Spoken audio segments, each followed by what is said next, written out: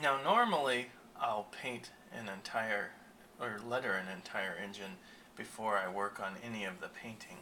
But in the case of the Union Pacific engine, the logo is sort of an island inside of the paint scheme. The Union Pacific flag is actually kind of something that you have to draw separate of the rest of it. So this flag you might as well get started on. So what you kind of do is you start in the blue area, and the blue has the look of a waving flag. So to approach the waving flag, what you do on the waving flag is draw diagonal lines and basically on the corners of the waving flag, this pencil just broke off. On the corners of the waving flag, this is a Prismacolor. It's denim blue, but just any kind of bright blue will work.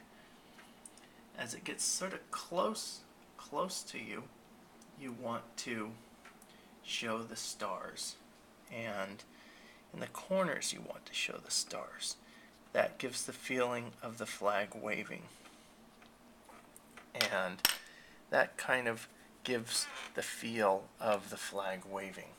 And maybe take some darker color, like if you have a black color or a dark gray.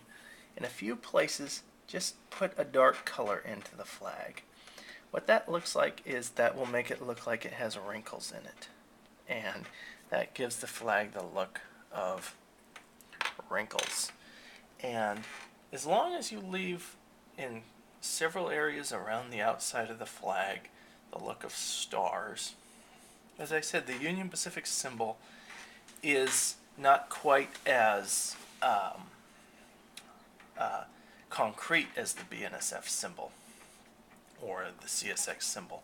So the waving flag has a little bit more of a look that is aesthetic. Now you want to work on the stripes. The stripes you probably want to be a little bit more concrete. If you look at the stripes, they each have a certain look to them. This top stripe goes about this far and continues over here. This is just either a poppy red with the same Prismacolor. Then there's a stripe over here that connects. And again, this all gives it the look of waving. See, it's kind of broken up stripes. And over here is another stripe, continuing, and it goes over here. See, if you just drew the 13 stripes, it wouldn't look waving. Then here's another stripe. Then on the bottom, here comes this stripe. And don't you necessarily feel you have to draw this as fast. I've drawn the Union Pacific flag. This is probably my 5th time, 6th time at least, on top of 20 years of drawing. So don't feel you have to draw the Union Pacific flag this fast or in any way.